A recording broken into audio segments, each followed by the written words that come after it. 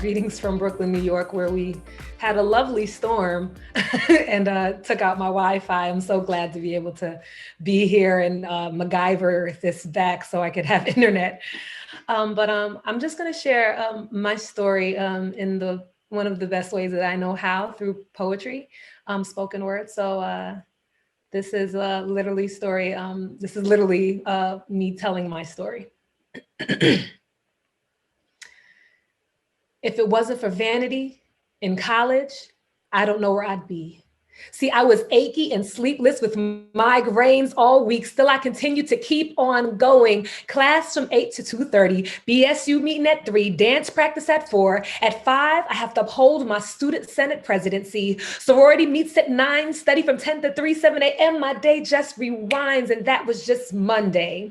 Party, sneaking a few conversations, whatever new guy I was talking to. See, this is the marsala that makes up the stew of the average college student. And I was no different in every organization. See, I was Black and somehow in charge of the Latin American Student Union. I mean, they asked, See, stress was like my best friend, and I thrived in confusion, ignoring the weight that increased on my shoulders by the tons.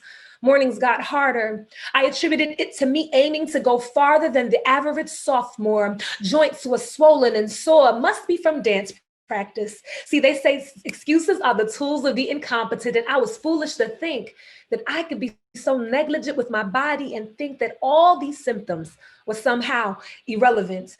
And it got so bad one day that I walked with the limp. So yeah, something was wrong. And I saw butterflies, not like the Mariah Carey or the Michael Jackson song, but I saw a mark on my face. Didn't matter. The semester was over and I was home and back at my mom's place. Like I said, if it wasn't for vanity, I don't know where I'd be. I still had my symptoms, but I was simply glad to be home, getting ready to go out. And you know, I had a cute outfit on, looking all nice and grown. Went to comb my hair, and then I realized that a patch and another patch and another patch weren't there. Vanity had me at the doctor the next day, said, "Doctor, I have some other complaints, but they can wait. Take care of this. Take care of the exterior like most people nowadays." And the doctor had this baffled look on his face. Did some blood tests, put a hat on, and I went on my merry way. And a few weeks later, the doctor said, "Shanelle, have you ever heard of lupus?"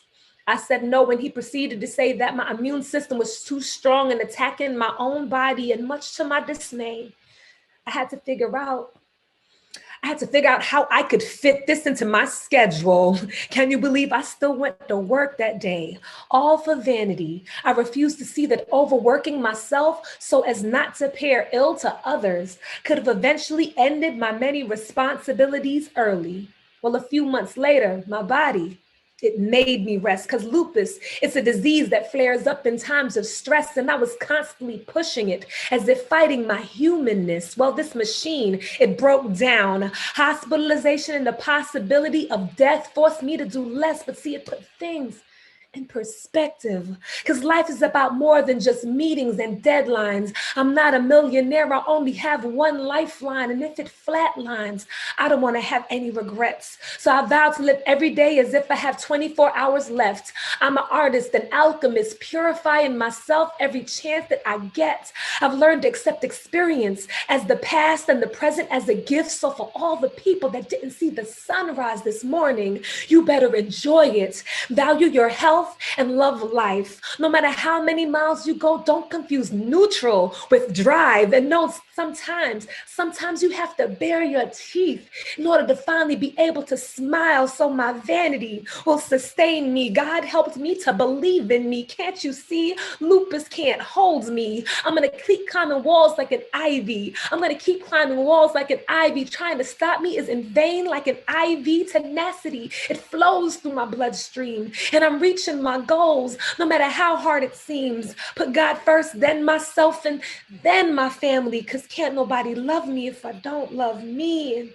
And being gas, being conceited, it's not cool, but nothing's wrong with a little bit of vanity, because me loving myself, well, that's the beginning of my testimony. Thank you for allowing me to share that with you all.